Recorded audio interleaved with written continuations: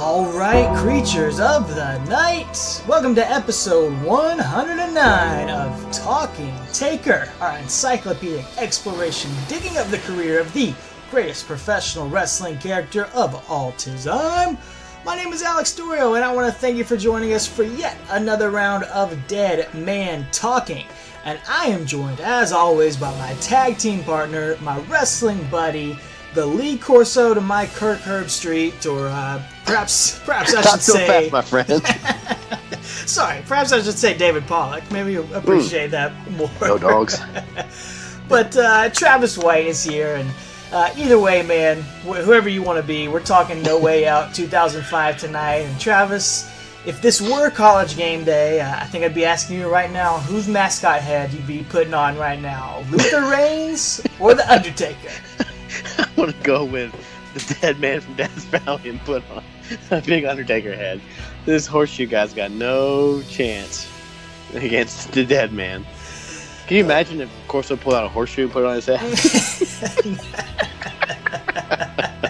Oh, man. Well, you know, WWE's moving to Fox. Yeah, maybe they're going to have more of a real sports feel. Maybe they'll do a little pregame show on there. Maybe so. You never That would know. be hilarious if somebody pulled out the head of who they thought was going to win the matches. That could be the King. That could, Or like the a foam King finger. Yeah. could be the new Lee Corso for WWE. Yes. Oh, my word. The more we talk about it, the more I want that. Yeah. That sounds awesome. 85-year-old King up there. Yeah. Oh, man. Yeah, well, we are talking about that, of course. I'm making the joke because The Undertaker was on College Game Day unbelievably this past weekend. The ESPN flagship, and Travis and I, of course, were big college football fans. We talked about that a good bit. First season of the podcast, first few episodes when we kicked the thing off. It was right in the heat of college football season. I don't think we talked about it quite as much last year, but I don't know, man. We could be on a head-on collision yet again. The Clemson Tigers and the Georgia Bulldogs. We'll see what happens here. Could be. We'll see how the rest of the season goes. So, yeah, and we didn't get a chance to promote Taker's appearance on Game Day last week because they announced it like the day that our episode dropped. I think so. It was crazy. It came we out didn't of know it was nowhere. coming. And sorry for the dead man, but those Texas Longhorns didn't look too hot on Saturday night, did they? No, they did not. So, I mean, it was good. That was probably the best game of the day, though. It was fun. So, but yeah, they didn't big out the W. So sorry, dead man. We'll owe you, or we'll take you out for recoup from that to some Schmidt's family barbecue. So. Well, I know offer's still on table. You got a little extra satisfaction of seeing Texas go down after what happened with them in Georgia. Yeah, it was fun for me. I was pulling for LSU that game. So, yeah. But definitely a cool appearance. We posted some videos of it on our Twitter. The Dead Man talking about his love for Texas football, and they treat him like a big old star. Had him come out with his full entrance and smoke and pyro and all that. Again, just goes to show. I keep saying how big of a deal he is, and the production they put in. Even ESPN put the production into it. You know, like I mean, seriously, like he's an icon, man. He's an icon. I mean, you saw people on Twitter that you aren't wrestling fans, like, oh man, like the gong hit, like they recognize that sound, you know, from their childhood or their grandchildren's, growing up. Where like people were all over Twitter blowing up about the Undertaker on Game Day, man, just because it's such a rare appearance for him. So it was pretty cool. It was pretty cool, and they recognized it, although I'm not sure if Reese Davis did, because he kept talking about the Octagon with the Undertaker out there. I don't know what that was all about. Well, he sees that. He's probably listening to the show, and he knows that Taker's been changing up his game plan in his in-ring career. He's listening. He's a big fan of Talking Taker, Reese Davis. Interesting theory. Well, apparently Sami Zayn might also be a big fan of Talking Taker too. Since we're talking about 2019 here, we can go ahead and mention Undertaker's appearance on SmackDown this week. Kind of not out of nowhere. It had advertised it for a little while that he would be at Madison Square Garden, opening up SmackDown, the SmackDown icon himself. And who would have ever guessed that the man he would interact with this week would be Sami Zayn. I did. Dropped a little Talking Taker nugget on there as well. He did, man. Yeah, Sami Zayn, amidst his promo, said, I need you to do the right thing and get out of the ring. And I immediately texted you and was like, do the right thing. Like, he's been listening to the show. And so I'm wondering if at Night of Champions or maybe Hell in a Cell, we're going to get a Concrete Crypt 2 match. We're going to get Sami Zayn, Nakamura versus Undertaker. Oh. Fingers crossed. Well, who's he going to bury in the crypt?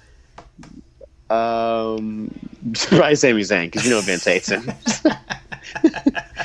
I mean, seriously, Sami Zayn came out. He's in like a tag team with Nakamura. He's like a spokesman. He's hype man, but for no reason unrelated to that, he comes out to interact with Taker because Vince probably hates the guy. It's like, someone needs to eat a choke slam tonight. We'll send you out there. Sammy, like, get out there. A whole locker room full of guys he could have sent. But he sent a guy who's actually in the storyline on TV. So whatever. Well, maybe they'll put Lee Corso in the Concrete Crypt, and that can be doing He's the right not thing. far from it. Exactly. Well, folks, we know not all of you may be college football fans or know what the heck we're talking about here, so we'll get into the real deal, why we're here talking. We have to? We do, man. We made a commitment over 2 years ago to cover every single Undertaker pay-per-view match one at a time, and somehow, some way, as we mentioned a couple weeks ago, there's no Eddie Guerrero match. But we do have a match with a legend of WCW Saturday Night. The man formerly known as Horseshoe. The man... Just that sentence right there is enough. The man formerly known as Horseshoe.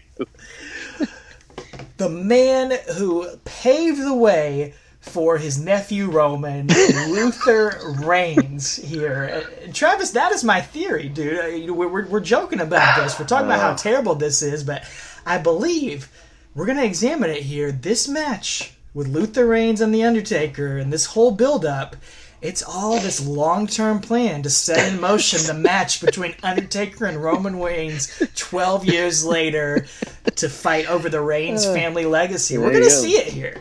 We're going to see the seeds planted right here on this episode. You're absolutely right. And so, Uncle Luther was a WCW Saturday Night Star, and his nephew, Roman, has main evented 5 WrestleManias in a row. The apple falls very far from the tree, I would say. Yeah, and so in the long game, the Reigns family wins here. Exactly. Luther gets the last laugh. Jokes. Yeah, I guess he does. So we're going to get a couple laughs out of this, hopefully, and hopefully you guys at home will as well. So as we rev up our engines for the road to WrestleMania. And speaking of that, hopefully you guys caught our little trailer for this episode. I was playing around with something this weekend, and I found decided to make a movie trailer for this because we're on the road to WrestleMania, and we're heading up to WrestleMania 21. WrestleMania goes Hollywood, so made a little movie trailer for this episode itself because this match is just so epic. I mean, it's just like, hot. And we're getting to the end of the summer here, heading into the fall. We're going to drop our last good movie of the season right now, and just thought we'd give you guys a little preview for the good stuff to come. So this episode will probably be about as long as that trailer was. So. Well, we can. We appreciate you making that trailer, man. That was incredible, very, very fun, and fits right in with the WrestleMania Goes Hollywood theme. We'll be talking about some of those trailers on next week's episode of the show. But enough with the coming attractions, man. Grab your popcorn, get it ready, get your juju beans, and let's take the time-traveling hearse back to 2005 and pick up where we last left off at the Royal Rumble, where we thought Undertaker buried one of the worst guys he'd ever faced, Heidenreich, at that Rumble, but little did we know he would be facing someone arguably much, much worse. Yeah, once again, not so fast, my friend. We may have scraped the bottom of the barrel again. So, yeah, it's going to head on to SmackDown February 3rd, 2005. So, almost a birthday SmackDown for you. So, yeah. And boy, did you get a doozy for a pre-birthday match here. So we're going to get... Actually, Raw and SmackDown are both taped on January 31st here. And so the actual... the entranceway is like a mixture of the Raw, Tron with the SmackDown bubble entrance all together. It's kind of neat to see, but I remember watching, I was like, this is weird. But then I remember back in the day seeing it too and remember that it was taped, the same night as Raw. So I can't remember why they did that, but I think They it's because did. they're about to hop right out of the country for next week's Yeah. episodes. Yeah. Oh, yeah. You're right. That's why it was. So anyway, so this is kind of a unique set there. But Ted Long comes out after Cena addresses the controversy from the ending of the Royal Rumble, and GM Teddy says there's going to be an 8-man number one contender tournament, and the winner's going to face the WWE champion at WrestleMania 21. Which probably he should have just said, Cena, you were the last representative of SmackDown. You're going to face JBL. Would have made things a lot easier. But we would not have gotten this key matchup in the Undertaker story here. True. We're going to cover right now. So, and he says that whoever wins the barbed wire cage match between JBL and Big Show is who the winner of this tournament is going to face. So he just drops that dime right there, like, hey, JBL and Big Show are in a barbed wire cage. So, and he said, if Batista decides to come over and face you guys, it could be one of you, whoever wins the tournament, plus Batista, plus JBL or Big Show in a triple threat. And thank God we didn't get that year. So I think everything played out the way it was supposed to. So, but we see a graphic for the tournament. We got Mysterio and Angle, OJ and John Cena, Well, Booker T and Eddie, there you go. WCW match, and then The Undertaker and Rene Dupree. He should be cruising to the second round then. Basically getting a bye. Yeah, right? Yeah. Excuse me. Kurt Angle is getting talked to backstage by his proteges are Luther Reigns and Mark Jindrak at this point. And Luther tells him, if you beat Rey Mysterio next week, you'll face the winner of Rene Dupree and Undertaker. So Angle's like, well, I don't really like that. So he takes Luther Reigns to the side, and they're going to talk some strategy about what's going on. So Rene Dupree comes out with Fifi for his tournament match against The Undertaker. And talk about a guy they tried to get over forever, man. Yeah. Over and over. I mean, we saw this guy a year and a half later, like over a year and a half later, still at December to Dismember, and had a fun little run-in with him. Yeah, almost 2 years later. Yeah, basically. And he'd been there for 2 years before this, man. And guess what? Never over at all. No. But he has a dog. Yeah, he does have a dog. Yeah. So nobody really has an animal anymore in this day and age. Nah. They should have more animals, Yeah. As long as they don't have pyro going off. Yeah, exactly. That didn't work in AEW, did it? So. Nah, I agree. But anyway, Taker makes his epic entrance, and commentary talk about how he has. And I just had to point this out, man. I hate to be like a grammar Nazi, but you don't hate that. It's one of your favorite things to do. I hate to be one, but I am one. I am what I am. I can't help that I am one. So, but they say that he has exorcised the demon that is Heidenreich. The Undertaker simply amazing. This past Sunday at the Royal Rumble, exorcising the demon that is Heidenreich in the casket match. He took him out for a walk? He took him out like Fifi the dog. He's exercising. And then I wondered if he's making this Heidenreich do DDP yoga or something, because it's actually exorcise, like The Exorcist. But I went back and listened to it about 8 times in a row, and Cole's like, yeah, he exercised Heidenreich. And I got to call Cole out, man. That's what I do. I call him out on the cavalry thing and exercise and whatever else stupid that he says. So it just really grounded my gears right from the get-go. So hey, man, we wouldn't have a show if we didn't call out Michael Cole. This sort of stuff. And that's true. Taz called out Michael Cole too, because he was talking. He pointed out Rene Dupree's tights here. The tights that say French tickler across the butt of him, which is an interesting choice of tights for him. But Taz was kind of wondering aloud on commentary, oh, Michael Cole, I wonder what your pants would say. And he goes through all these different nicknames and finally settles on pony pants for what he thinks Michael Cole's tights would say. And he gets a big laugh out of it. I didn't get that one. No, I don't get that one at all. I don't know what pony pants is. Maybe it's something from Red Hook, some street slang we don't know about. So any of you listening out there, if you know what pony pants means, let us know. So. Yeah, buckle up, frog legs. Exactly. But anyway, so the match happens. It is. I'm not going to get into it. But Luther Reigns and Mark Jindrak make their way to ringside, and Taker's kind of keeping an eye on them as he's going. He's taking over Renee and hits a PTO, and after that, Jindrak puts Renee's foot on the ropes, and then commentary have now deduced that the winner of this match faces Angle and Ray, so perhaps Angle has sent his cronies out to assure that Taker loses, which was actually covered earlier on the TV show that I just covered a second ago. So basically, shenanigans happen, and Taker winds up goozling both of these henchmen, and they both put the boots to him when the ref's in the triangle, or excuse me, when the ref is distracted, and Taker locks on a triangle choke, but has to break it when Reigns gets up on the apron there, and Jindrak winds up pulling Dupree out, and they fight on the outside, and the ref counts to 10 before they can make it back in, and Luther Reigns holds Taker's leg, so he can't make it in by the 10 count, so it's double count out. Neither one of them advances. So, wow, a lot of overbook. Vince Russo's not there, and that's a lot of overbooking this right there. So, well, at least Taker did not lose to Rene Dupree. Right, you're right. Thank goodness for that.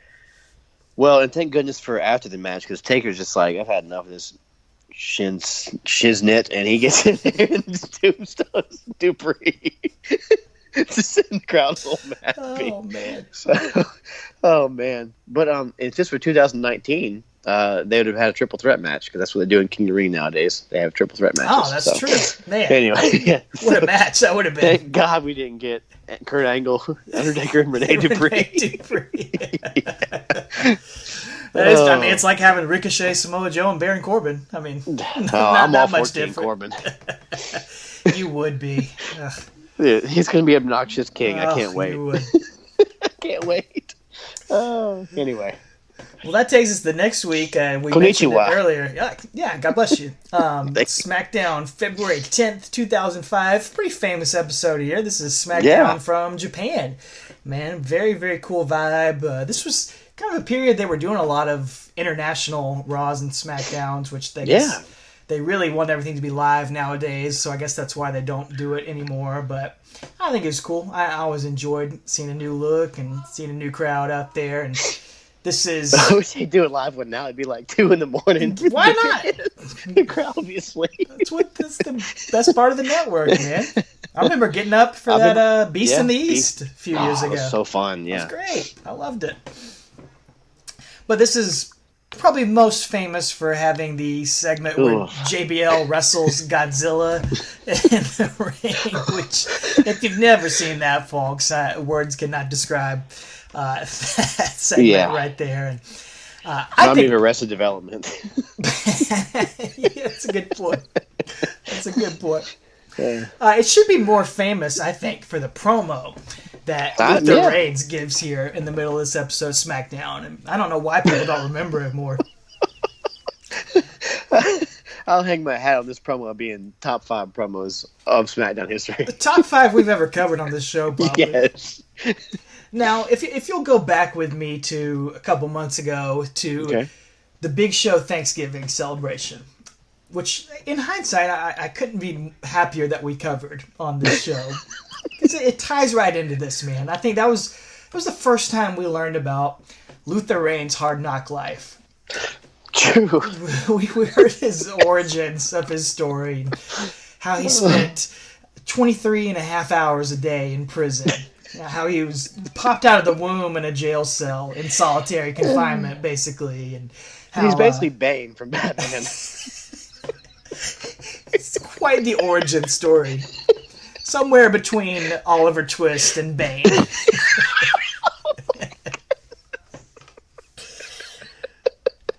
And we're going to get a little bit more of that here. It's what gives him motivation, man. He's getting a pep talk with his partner Mark Jindrak from their coach Kurt Angle, because they're going to get a tag team title shot against the Bashams tonight. If you talk about a match out of your nightmares, Reigns and Jindrak against the Bashams. That's the bane of tag team division. Seriously, right there. Man. Luther Reigns says he's tired of seeing people bow down to the Undertaker. People like that goof Heidenreich. And, man, you know you're bad when you're getting goofed on by Luther Reigns. So, sorry, Heidenreich. And Reigns proceeds to talk about his hard knock life, man. He said, I had my throat cut from ear to ear. That's how he started out. He came in hot, talking about his past. You can't start with a triple, man. You got to start with a bunt and then go. He starts with Slash. And his throat cut from ear to ear. Oh, he's been shot. He's been in a prison riot. He's been locked down 23 hours a day, 7 days a week for 5 calendars, Travis. Not 5 calendar years. No. 5 calendars, he emphasizes. When he said that, I lost it. 5 calendars? That's how they talk in the big house, man. Exactly. Look, Angle, I've had my throat cut ear to ear. I've been shot.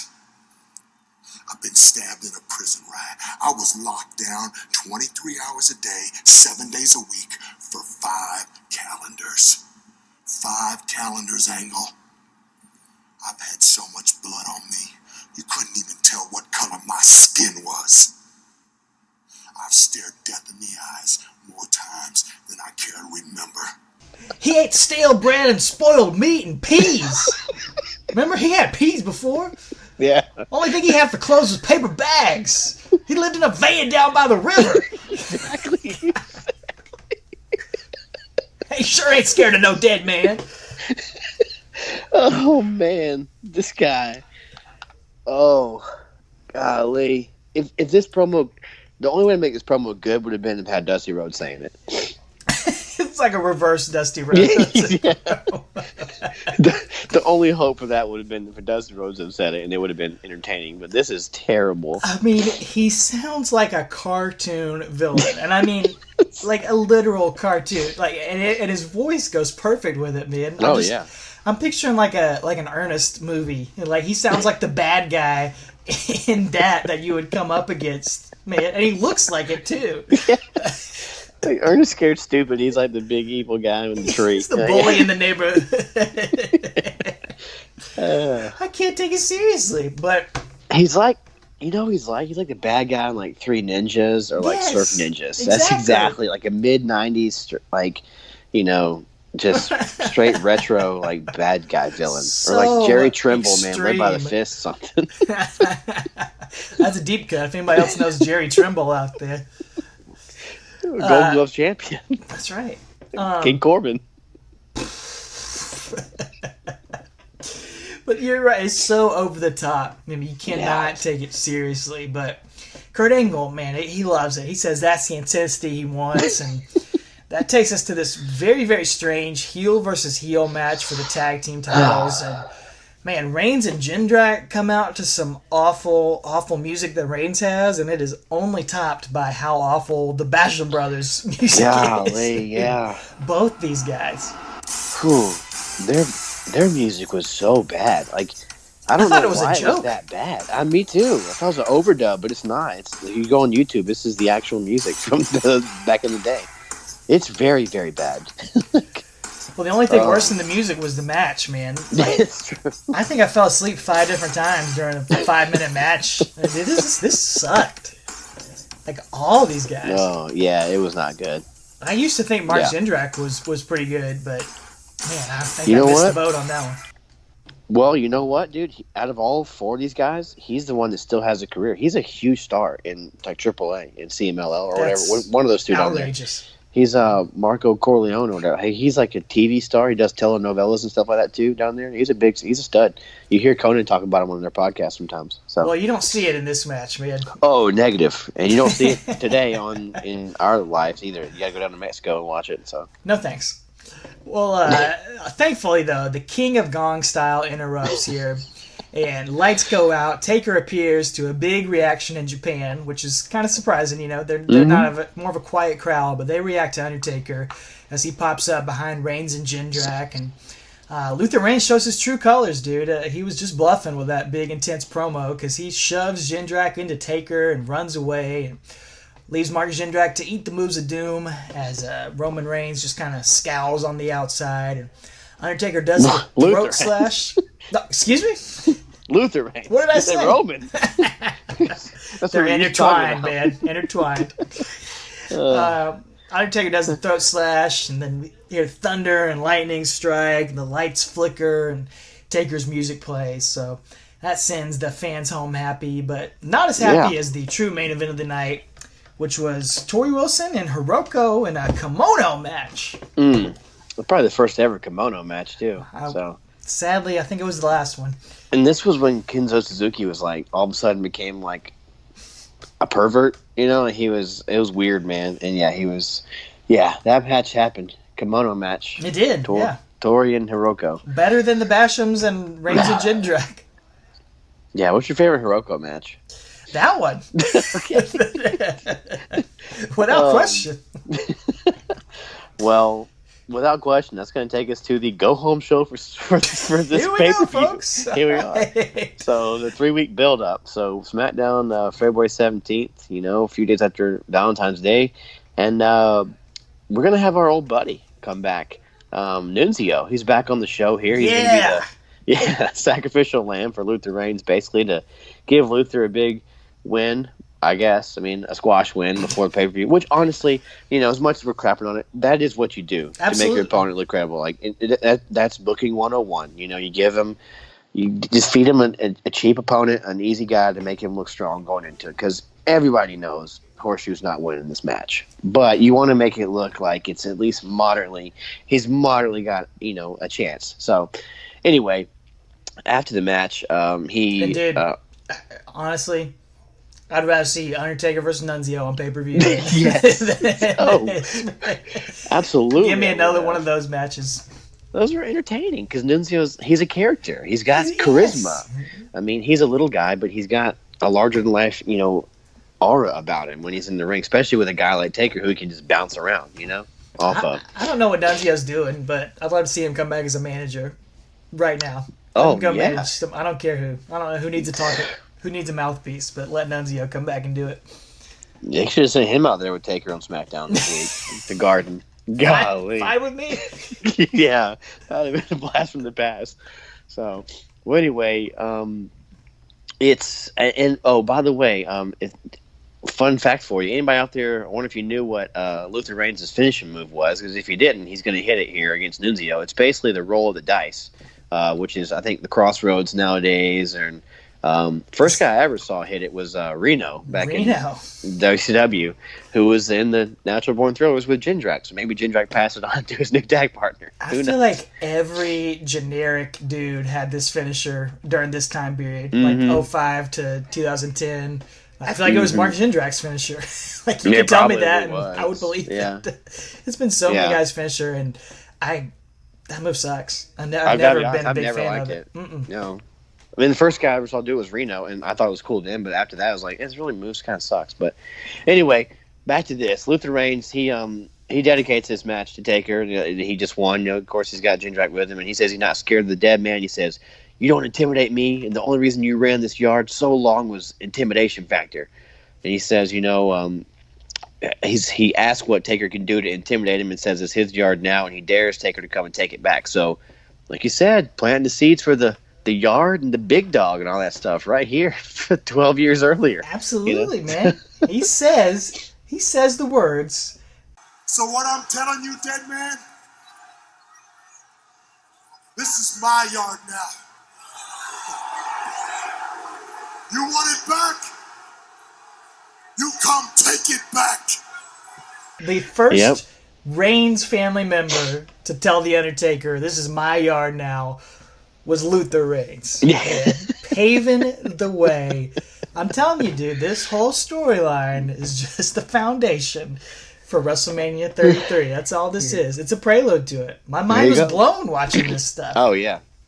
Yeah, he says, you want it back? Come take it back. So, calling him out. So, it's incredible, man. Like, it's obviously not the long game, but it is fun to think about it being the long game. I love it, and it's funny how much this does parallel the last name with Roman and stuff. So I do love it, man. It was fun to go back and visit because again, I don't remember seeing this stuff. I mean, I know I'd seen the SmackDown from Japan, but I don't remember the Luther. I probably just fell asleep during all his stuff because I knew Taker was going to win. So, but anyway, the gong hits, the lights go out, and maybe it's a commercial break. We don't really know because something weird happens there. It just kind of goes off and comes back on. And we come back and Taker's entrance, and he's coming down for a singles match, apparently, against Mark Jindrak. So I guess Reigns and Jindrak having back-to-back matches here. So before the bell, though, Taker's going to kick old Reigns off the apron, which I love. He's just like, shut up. See ya. Jump stain. So, yeah. But he starts throwing hands with Jindrak and intimidates the ref and does the old flip out of the ring like Kane does and beats down Reigns on the outside. And then Jindrak actually ends up taking over with some Dose power plant offense, basically. Just, green stuff. And he does get the upper hand, but then Taker is going to choke slam him and choke slam Jindrak in the middle of the ring. And as he does that, Luther Reigns grabs a camera from the cameraman on the outside. And he thinks he's slides in the ring man. with the camera. He's just going for whatever he can grab. He must, yeah. Exactly. Prison riot. And cuts my from ear to ear of the camera. So, but as he's doing that, Taker's getting Jindrak in the tombstone, and he hits it, and he goes for the pin. And rather than hitting Taker with the camera to break up the pinfall and cause a DQ, so that his tag team partner doesn't have a loss, or doesn't have one in the L column, he waits for the pinfalls. 1, 2, 3. Taker wins. Then he hits him with the camera in the back. So he just stands there like a moron, holding the camera up over his head as the ref counts to 3. Literally over his head as the ref's hand goes down for 2 and 3, and then he hits Taker. And I don't know if certainly that wasn't supposed to happen. I mean, certainly it was not, but they never went back and reshot it, I guess. So anyway, that happens, and I don't know. Taker's kind of laying there and selling it, and he Luther Reigns goes out and makes generic heel faces 101, just mean mugging, and Taker sits up and does the old quick head turn, and which he's so iconic for, and he eyes down Luther Reigns, and that's our big build for the match at No Way Out. So there we go. Yeah. Unbelievable, man! Unbelievable that this counts in the Undertaker's legacy in his history. Yeah. A match against this guy. Like, who the heck is this guy? Where did he come from? Well, that's what we're here for. That's what we do on Talking Taker. Like, I feel like, obviously fans listening to this, they're people that know the history of wrestling, that know about this, but there's got to be some people like, who the heck is Luther Reigns? Where the heck did this guy come from? I don't remember this guy at all. My brother-in-law has been staying with us here, and he's was watching some of these episodes of SmackDown with me, and he's a wrestling fan, but Luther Reigns came on the TV, he's like, I have no idea who this guy is. So, as we've mentioned on here many times, and we do our research here, Travis, so I'm pulling some stuff up on Luther Reigns from Wikipedia right here to give you some of the facts here. His name, Matthew Weiss, or Weiss, or something like that. He's born in 1971, 47 years old, and of course he did get his start back at the power plant, man, as you just mentioned. WCW, their training facility back before NXT. They had the power plant there, and back before the Performance Center, and he went by the name of, as we have said on here many times, Horseshoe. Yeah, God bless you. Thank you. And how's that spelled, Travis? HORSHU. And why was that his name? Well, he had his hair shaved into the shape of a horseshoe. I'm sure he was having baldness in the back, and so he just shaved his head into a horseshoe. He just had hair. Clever. Yeah, and he went by Horseshoe. And I literally remember this guy on WWE Saturday Night. Me too. I'll tell you what, as big a fan as I was of Raw and Nitro and SmackDown and Thunder, I rarely ever miss an episode of WWE Saturday Night. That is true. I can vouch for that. I would tape it. I loved it. It was just fun because, I don't know, just got to see all these guys like Horseshoe and fake rip-offs of Road Dogg and stuff like that. Just guys, just B-list. Brad Armstrong was a stalwart on Saturday night. I love Brad Armstrong. So Your boy, the Renegade. Love the Renegade. Yeah, loved it. See, I'm saying rip-offs and stuff. It's great, man. So good stuff. So yeah, I remember seeing this guy on there, and not a fan though. I watched a few of his WCW squashes this week while I was getting ready for this, and by squashes I mean him getting squashed. Yeah. I pulled up one was him against Jim Powers from 1997, if you remember that name, and Jim Powers was a job guy. But this was Jim Powers squashing Horseshoe. Right. Like, that's what level Horseshoe was on. Yeah.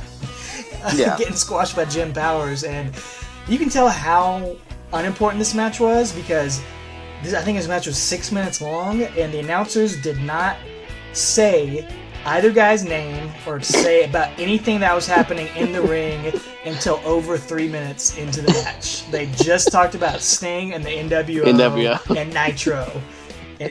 Over halfway into the match before they ever mentioned either guy's name or called a move, which I was like, I honestly thought they were going to go through the whole match without ever talking about it. It was crazy. That's impressive. Yeah. Impressive. Did you know that he would often try to work the word shoe into his promos, which most notably spawned his catchphrase, "There's no business like shoe business, baby." That doesn't even go. That doesn't go. There's no business like shoe business. Oh, he should have had his valet be Elizabeth. Elizabeth Shue? Dude. I loved Elizabeth Shue back You in the did. day. She was beautiful. Yeah. Big Dude. shoe fan. That would have been great. Horseshoe and Elizabeth Shue. Only in his dreams. Well, I do remember this. Dude, what a bad promo. I wonder why that never took off. Right? That might be our next shirt. No business That's like almost- shoe business. If you don't know, now you know. Christian's bad slogan. Yeah. I do remember this, though. The Wikipedia reminded me of it. His first appearance in WCW was back in March '97 on an episode of Nitro that I was actually live in attendance for in Atlanta, Georgia, where Roddy Piper was getting ready to face the NWO at Uncensored 1997, and he was trying to recruit a team of people for this weird, it was like Team Piper, yeah. Team Piper, Team WCW, and Team NWO. And this is a pretty infamous segment where he does tryouts with some random no-name people for 30 minutes in the episode of Nitro that I was in the crowd for. And a lot of people think that was Goldberg's first appearance because one of the guys was bald, but like this was like really pre WWE. Goldberg Network, didn't so come out till September, yeah. Yeah, you couldn't go back and research that stuff as well. So that was like one of the rumors people didn't remember, but not Goldberg, but Horseshoe was one of those guys, and thankfully I got to be there for that wonderful, wonderful time. That may be the greatest thing that we've covered, is that you were there for the Monday Nitro debut of Luther Reigns. Yeah, man. You got to see Goldberg win the title in the Dome. I got to see Horseshoe get choked out by Roddy Piper. I can't think of a wider spectrum than that. Holy crap. Oh, man. Well, did you know, Travis, that he did before, on his way to making it to WWE, he competed in UPW, which is where I believe John Cena made his mark and debuted, and then went on to Ohio Valley Wrestling, where he went by the name of, and I'm not making this up, Inspector Max Impact. That sounds like one of those like Hollywood stars' name, like kids' names. Celebrity name. Inspector Impact. Spade. Inspector Max Impact. Spade. Nah. Inspector Impact. Dude, he could come back in TNA right now. Inspector Impact. Inspector Impact? That's like Isaac Yankem bad, dude. Yeah, somehow it's not worse than Horseshoe, though. That's true. Man, who else has had like two really suck names like that? And well, Luther Reigns kind of sucks too. He kind of does. Kind of blows. So, wow. Inspector Max Impact. If that doesn't scream WCW Saturday Night, I don't know what does. It does, dude. And somehow he made it to the big show, to WWE for No Way Out 2005 from the Mellon Arena in Pittsburgh, Pennsylvania. Man, this was his big chance, his night to shine. If you're a muscle-bound freak, Vince McMahon's going to give you a chance with The Undertaker. Sure. He's going to give you a chance to dance with the dead man and see what you have to offer. And we're going to find out, man, if Luther Reigns could pass that test. And you can probably guess by the fact that you probably don't remember who he is, whether he passed or failed that way. Well, again, as we know from Taker's history, we covered back in 2001, if you're a muscle-bound man, I'm not your face in the sand, so you know what's coming here. You can tell. Yeah. February 20th from '05, like you said. I do remember my interest being piqued for this main event. Not because of who's in it, but Right. because of the barbed wire. I mean, it's Big Show and JBL in a barbed wire steel cage match. Which, I mean, if you're going to have a 3-week build to a pay per view, you got to do something. It's a speed. This is a huge speed bump on the way to WrestleMania. Huge. It's going to give coming a off flat of tire. It's going to damage the frame of your car. Yeah, coming off of a huge, Royal Rumble, like really, pushing of the new stars. The last two guys in there were Cena and Batista. It's just really good stuff. And then going on to Mania at Hollywood, it's big stuff. But like, you got this turd in the way, like in there. And seriously, I do remember. Can we go through this show real quick? Like, I think we went through. Which one was really bad? Was it Great American Bash or Judgment Day? We talked about that. Yeah, Great American Bash. Dude, this one gives it a Let's run do it. for its money, man. You got tag team match opening the show. Charlie Haas and Hardcore Holly versus Kenzo Suzuki and Rene Dupree. Hot opener. Good heavens. Eddie Guerrero and Rey Mysterio. And Eddie Guerrero, if you'll remember, last year main evented No Way Out, winning the WWE Championship. Now he's facing the Basham Brothers for the tag team titles. Again, just absolute waste of talent right here. Our friend Heidenreich. 2 tag matches in a row? Yep, 2 tag matches in a row. Our friend Heidenreich against Booker T. This is where Heidenreich's about to turn babyface, I think, isn't it? He's feuding Booker T against going to turn face. Unfortunately. Booker T turns him face. Chavo Guerrero, Funaki, Akio, Paul London, Shannon Moore, and Spike Dudley. Probably your match of the night right there. So just the only cruiserweights on the show all in one match together. You got Taker and Luther Reigns, which we're going to get to, is rough. Cena and Angle, which, again, that was probably good. I didn't watch it back, but that was the finals for the tournament, the number one contender tournament. So, and then your main event, JBL and the Big Show in a barbed wire steel cage match, which is not as cool of a stipulation as it sounds. It is a painful match to watch back, and not to mention throughout the night we got these long, awful diva competition segments. It's like Michelle and Dawn Marie are like getting into it, aren't they, during this night? It's like a contest for the Diva Search also rans, like a bikini contest and a talent show. And man, I joke about enjoying the divas on this show, but this was death on TV, man. This was people who had no business being on TV. Right. Getting pay-per-view time. I felt for this crowd. It's awful, man. Luckily, I mean, Pittsburgh's usually a pretty good crowd, but I hope these tickets were cheap this night, man. I mean, and again, that's why they had to put the barbed wire stipulation on it, just to give you something to like, oh, maybe somebody's going to bleed or like get cut open, Very Roman Coliseum type of thought process there, but still, I mean, because seriously, if it was just a regular old cage match, you'd be like, snooze, like, who wants to watch that? But it's like, oh, we're going to add barbed wire. But you think of that, you think it's going to be somebody like not these two in the main event with barbed wire, They're neither one of them are known for their hardcore stuff. But anyway, I do remember my interest being piqued, and I do remember reading the results that night and was just like, I'll see it later. So not gonna worry about it.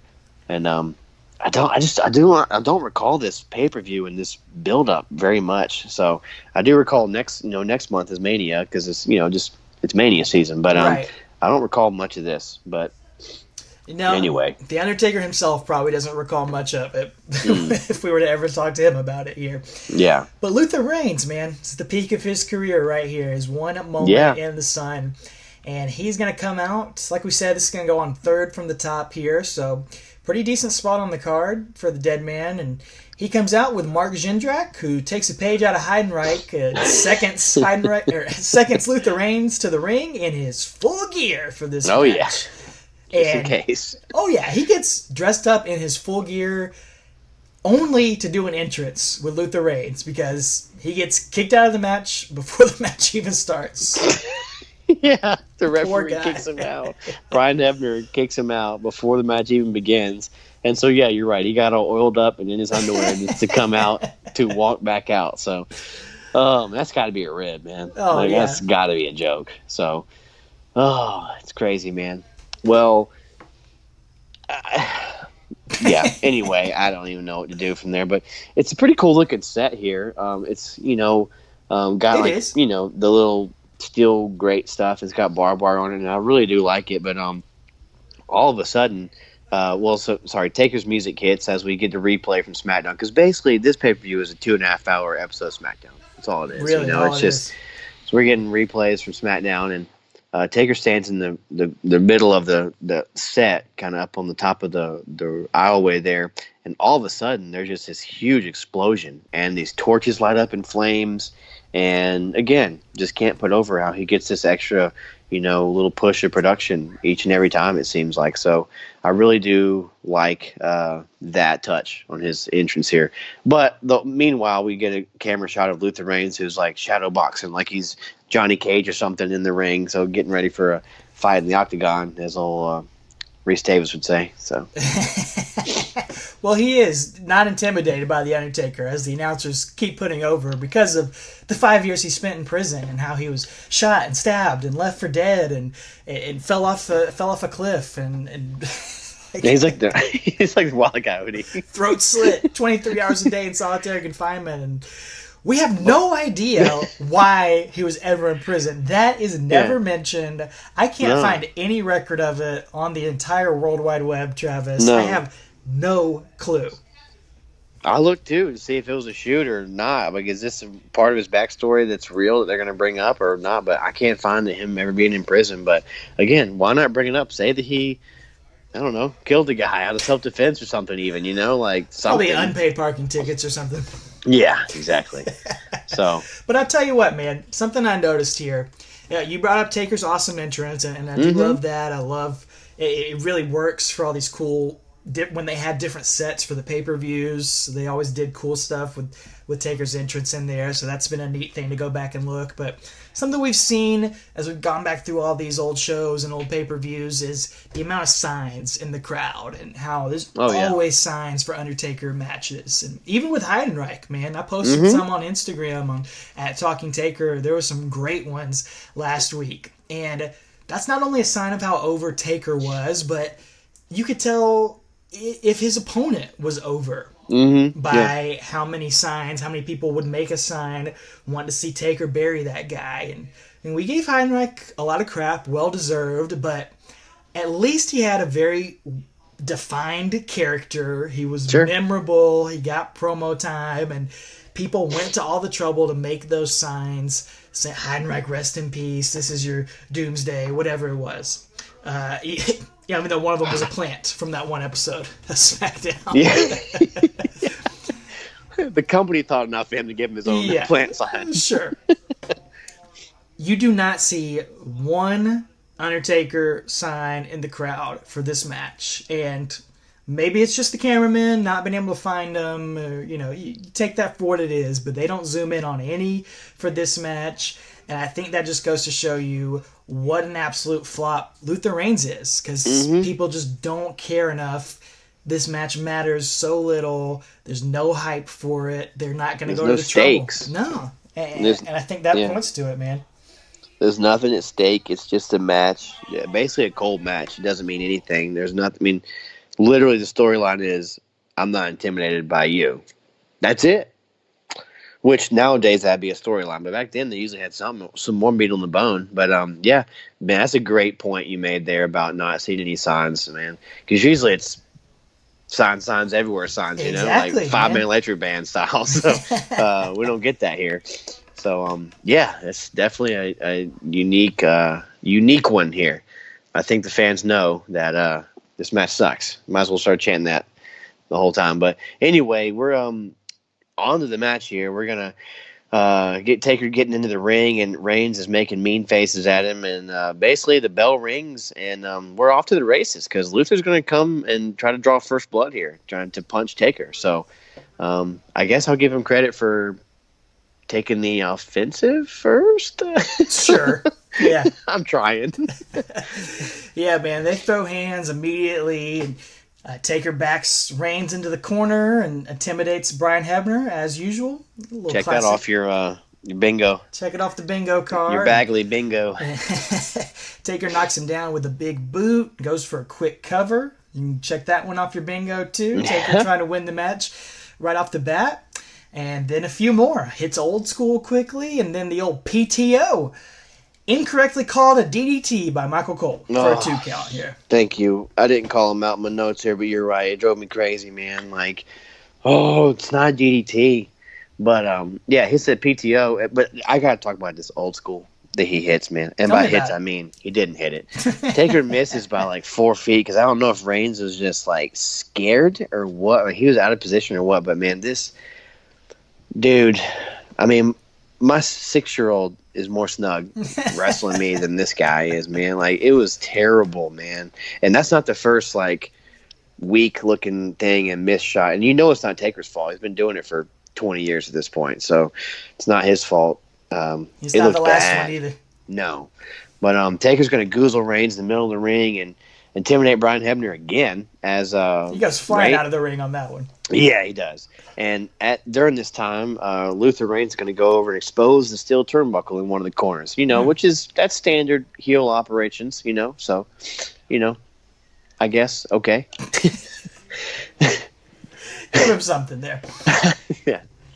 Well, he tries to send Undertaker into it, but Undertaker blocks it and then starts working over Reigns in the corner. Reigns comes out charging at him and gets a 2 count on him, actually. And Cole lets us know that Undertaker, he might be a little woozy here because of that camera shot from SmackDown, because he's not the type to ever go to a medical facility. So he's still probably selling that camera shot that Reigns gave him. I'm not the type to go to a medical facility either. You know where I do go, though? Where's that? A hospital. Oh, yeah. I used to work at some. I've never worked at a medical facility, though. Makes more sense. I've worked at 3 hospitals in my life, or 2. So, yeah, never a medical facility. But anyway, yeah. So they're trying to put over that he's still kind of, not 100% from that camera shot. But Taker's going to reverse the Irish whip and send Luther Reigns into the unpadded turnbuckle, the exposed turnbuckle, and he's going to position Luther there for some patented apron offense, the elbows and the leg drop. So vintage dead man. Yeah. And I do like Taz's comment when Taker whips Reigns in that turnbuckle.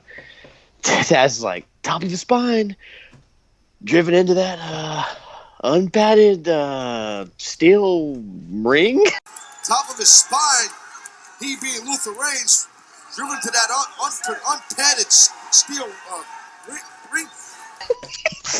It's like he's sure Taz used to wrestle. Why does he not understand? Not only did he used to wrestle, he was unstoppable in ECW. He was the Steve Austin of ECW, man. Anyway, but yeah, he's like grasping at anything to try to tell a story here in this match. Well, Taker and Luther are grasping at it too here, because they go back into the ring after Taker hits the apron offense, and it's just a very awkward spot as Luther and Taker go into the corner, and Luther's like trying to beg off Taker. He backs himself into the corner, and it's hard to describe what happens here because it's so sloppy, but Undertaker starts to choke him, and then Undertaker starts to choke Brian Hebner at the same time, or like grab him and hold him there, and he's like holding Hebner away so that Reigns can do a Death Valley blow to Taker while the ref is distracted or not seeing this. But whatever they're going for, it looks sloppy and awkward and weird, and but it allows Reigns to send Taker into the turnbuckle, and I guess it sent the crowd to the bathroom or the merch stand, man, because they are dead quiet during this match, man. You can hear a pin drop, which is or horseshoe drop or something, man, because that's very rare for an Undertaker match. You can hear a horseshoe drop. That's great. I'd like to see horseshoe get dropped and this match be over, but yeah, me too. Oh yeah. Well, then he's going to slam. He being Reigns, going to slam Taker's head into the exposed steel there, and Reigns takes Taker to the outside and slams his head against the steps. So again, they're trying to tell that story of Taker's head being, kind of phased from that camera shot, but it's not really working. But anyway, back in the ring, Reigns going to whip Taker back and forth across the turnbuckles just from side to side, and then hits a vertical suplex for his first wrestling move of the night. So, and dude, you talk about his first wrestling move there. His wrestling, it looks like it comes straight off WCW Saturday Night, man. If you're old enough to remember that and watching it during those days, it's so generic, it's so basic, it's so blah. And it's tough to watch, man. He does end up taking a page out of Undertaker's book and locks on a single leg crab. I think we saw Undertaker bust out last month as well, and kind of puts his own little touch on it. And he's trying to put his boot on Taker's head, one foot on his head, give it a little extra oomph, I guess, as he's doing it.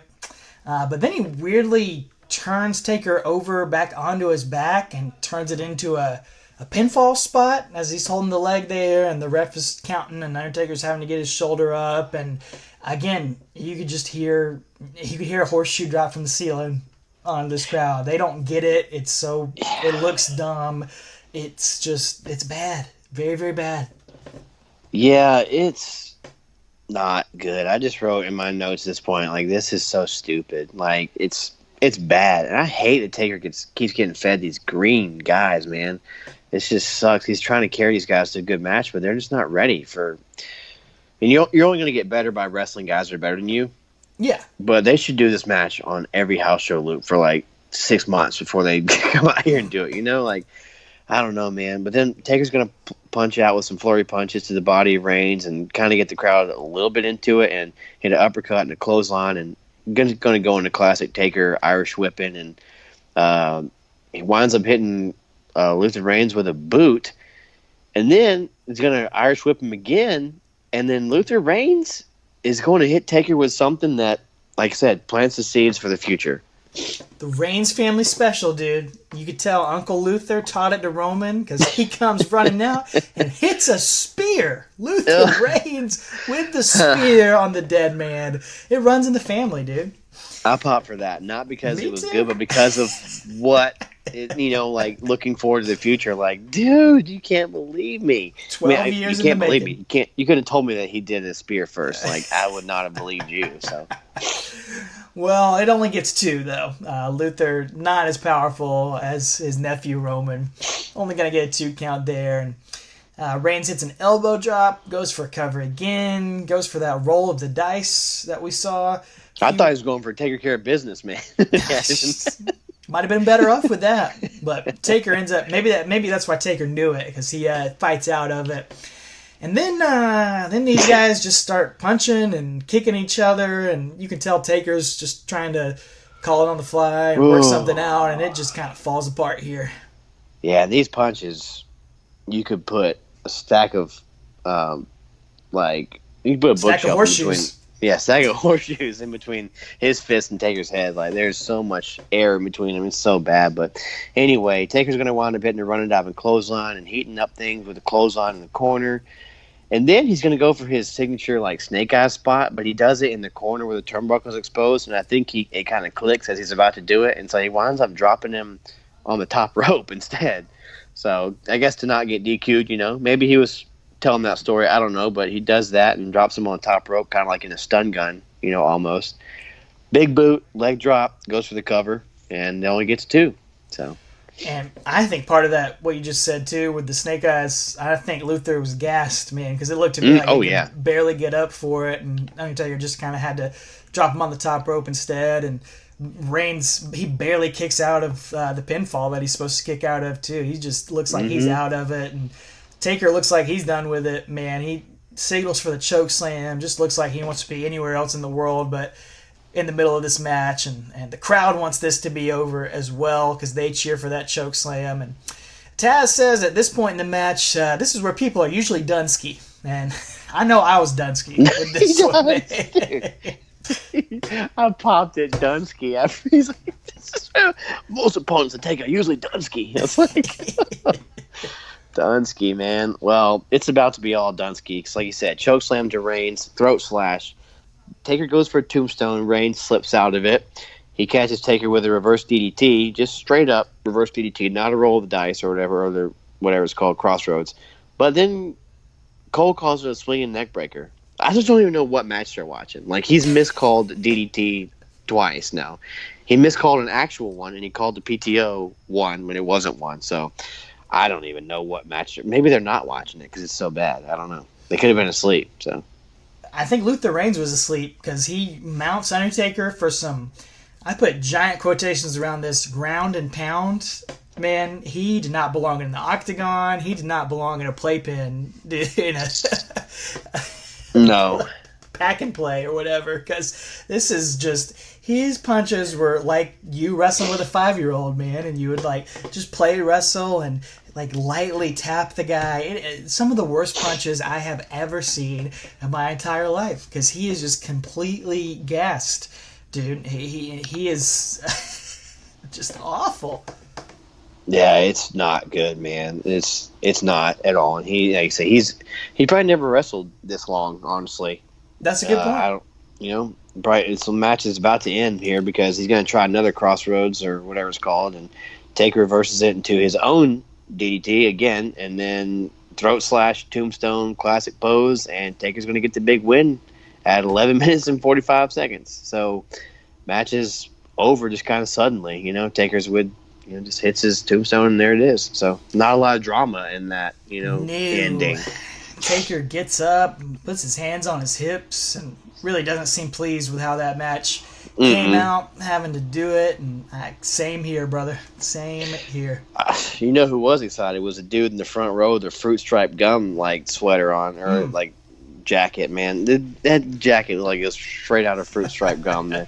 And he's counting with the ref. He's the only guy in Pittsburgh. It's like 1, 2, 3. Like, he loves that Taker just won this match. So big fan. He was there for it. Yeah. I hope he wasn't a big Mark Jindrak fan, because, like I said at the beginning, he was never heard from again. I could have sworn he was going to run out at some point because he friggin' was in his gear, came out, got sent to the back, and nope. Never heard from him again. I don't know what the point of any of that was, or what the point of the match we just saw was, except to set up for WrestleMania 33, of course, the long game. There you go. Because Taz on commentary, as Undertaker's posing, doing the Shakespeare pose and all that, Taz says, "Oh, no one's gonna beat this man unless he's got an S on his chest." Obviously, reference to Superman. Superman punch. Roman does the Superman punch, and Cole says, "Yes, the true ownership of the yard has been determined tonight." So I think both guys, they're foreshadowing WrestleMania 33, dude. Battle over the yard. That's all this was. Very important match. We've been making fun of it, but every match plays a part in telling the Undertaker's story right here. I wish that Bruce Pritchard would entertain us to explain that to him, and he would just go along with it, in his show. Yeah, that's exactly what we were thinking about then. That'd be so funny. We cracked the case. We got it, man. We don't need Leslie Nielsen. We got it ourselves. So, well, my favorite part was Undertaker's posing, and then they cut straight to the back, and the next thing we see is Teddy Long checking his watch. That's just exactly what I wanted to do after that. He's just looking at his watch. It's so just what the timing of that was perfect, man. It was.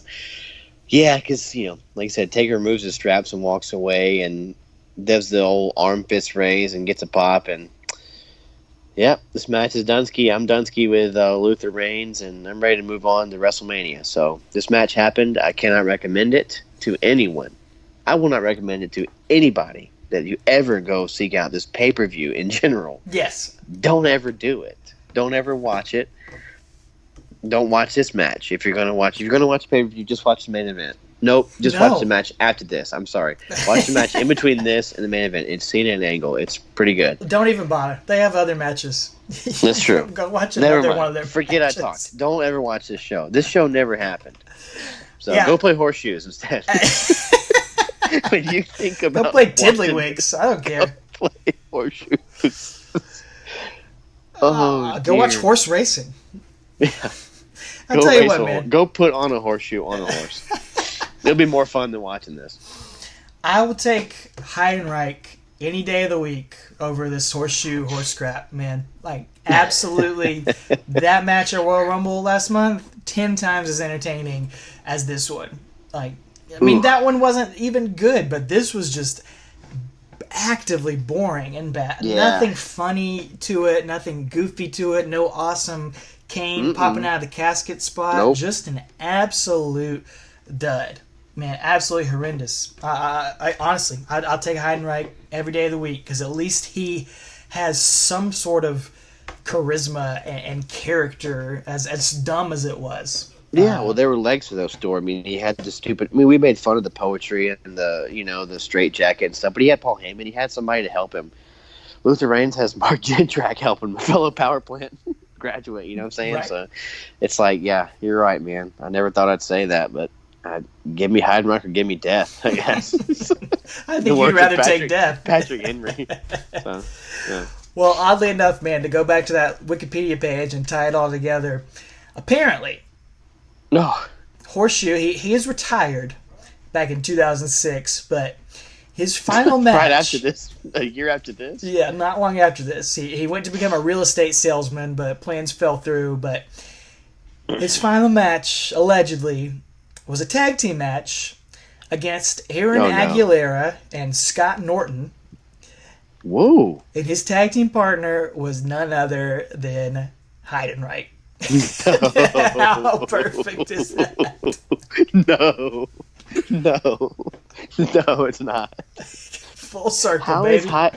Wait, we could play 6 Degrees of Heidenreich. Heidenreich teamed with Nathan Jones. He did. Yep. So our three least favorite opponents, in recent memory, were Nathan Jones, Heidenreich, and Horseshoe, and they're all linked. The unholy trinity, man. Holy crap. All tied together. Vince McMahon guys that he loves, and they're just stinkers. Dude, how was his last match? It was a tag team match player with Heidenreich? Oh. Well, that's unbelievable. It all worked out for him, though, because after that, in 2006, he began working as a bodyguard and worked at the Adult Video News Pornography Convention in Las Vegas, and then performed security for touring rock bands, including Saliva. So everything works out in the end. Wow. Who is another wrestling band song? Oh, yeah, for sure. Like, create a song 101 for wrestling. So, golly, that guy's career went even further downhill. I almost feel like it went uphill, but I think doing the security for Saliva and a security for a pornography convention it's further down. Well, it's up for debate. We want to hear your thoughts on that, folks, and we want to hear your thoughts on this match. Could you possibly have any? Please don't go watch it. Man. But just let us know what you thought about it. We want to hear your memories of Luther Reigns, whatever they may be. And we want you to continue on this journey with us. We cannot leave this in the dust fast enough behind us as we keep rolling on to the last ride. And, dude, we have trudged through the dirt over the past few weeks, Travis, and I'm very thankful to say we can finally take that exit onto that road to WrestleMania 21 next week, and finally a good match, finally an important match, a legendary match, if you will, as the Undertaker goes Hollywood and takes on Randy Orton next week. Very fun build-up, very important match in the legacy of the streak. Lots of meat on the bone for us to talk about next week. So you guys join us. Thank you for trudging with us through the darkness over the past few weeks, and especially on this episode. We love hearing from you guys out there. You can hit us up at Talking Taker on Facebook, Twitter, and Instagram. And I want to give a shout out to at Watch Wrestle Pod. I always get the Twitter handle wrong, but he's at Watch Along Wrestling, and we asked for your memories of this one, and all caps he said Luther Reigns fought the Undertaker on pay-per-view. He says, well, I guess I don't remember anything about this one, but excited to relive it with you guys. And man, I feel like that has just got to be the standard reaction of everybody here. You look at this match. I was about to say, if somebody responded that they have memories of this match, I was going to quit the show. I was going to be done. I'm glad nobody did I'll that. hand it over to them. Dude, yeah, nobody remembers this. So Oh man, Well, if you it's folks, bad. if you want to relive some better Taker matches during his career, we've got over 100 of them in the archives. Apple Podcast, Stitcher, Google Play, Spotify, iHeartRadio, Podbean, YouTube. Go subscribe, leave a comment, leave a rating, tout it out. Share it, seriously, share it with your friends, your family, your fellow wrestling fans. Help us grow this podcast and keep it going. If you want to support the show, and please, if we deserve it any week, it's this one. Go over to tpublic.com, pick up a t-shirt, a sticker, a mug, anything over there, and help support the show. And show your love to the King of Gong Style. Tell him you like to take her easy and you take her care of business. Get any of those designs over there. They're probably on sale sometime soon. Get you something warm here for this winter season and help support the show in that way. Go check out the Bottom Line Wrestling Podcast as they go through the career of Stone Cold Steve Austin, another man who showed up on WWE TV this week. He opened up Raw. Undertaker opened up SmackDown in Madison Square Garden. And go listen to that episode, SummerSlam 1998, Undertaker Austin in the Garden. Very fun episode back in the archives. We had a lot of fun discussing that one, discussing how that match maybe didn't live up to the hype that you remember it, but we had fun talking about it. Thanks to the Major Wrestling Figure Podcast, Zack Ryder and Kurt Hawkins, for the quick little shout out on their episode, answering one of our questions and sending us an 8x10. Best wishes to those guys, and what up, dude? And Travis, last but not least, I did run a poll last week for our controversial split on that Heidenreich match last week, and our fans were split just like we were, man, right down the middle, 50-50. Some people said it was just as terrible as you said, and the other half said, not that bad. Well, there you go. He's a polarizing figure, is that Heidenreich? Yeah, he was almost unfrozen Nazi. Very polarizing. Frozen caveman lawyer Nazi man. Yeah, exactly. Well, I guess if we do a poll for this match, we don't need to because nobody commented they remembered it, so don't even worry about it. So if we give out a poll for this match, people will drive it through their face because they'll skewer themselves in the poll rather than watch this match. That's right. It's awful. It's awful. Well, ladies and gentlemen, if you were there in the Mellon Arena, if you were a fruit stripe gum jacket guy, let us know. You know, nowadays we have these iconic guys in the front row and at the shows and stuff, but I want to know what happened to fruit stripe gum jacket guy. He was awesome. He's the one guy in the Mellon Arena that loved it. So anyway, if you were there in this Road WrestleMania, this turd of a show, let us know, because I would literally love to know what you thought about the ticket you purchased for you or your son or daughter, and you went and afterward, you were like, "Can I go to the box office get a refund?" Please. Is there like a 20-hour return policy on this or something? Like, man, what an abysmal, dark day in SmackDown history this was. So, anyway, things could always be worse. If you think current product and think it's bad, just look back to 2004 or 5 and remind yourself that things can always be worse. But anyway, if you were there, let us know. And other than that, ladies and gentlemen, we'll see you next week for WrestleMania. So until then, take her easy. Undertaker!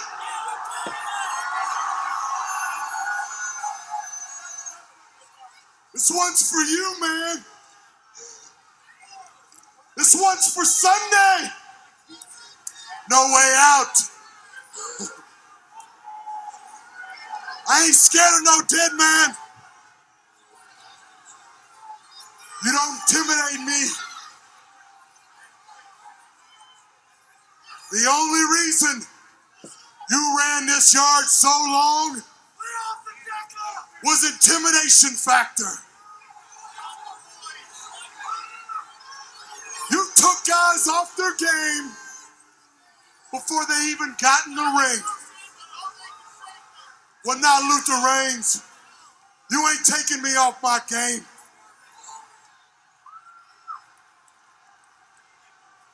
What can you possibly do to me?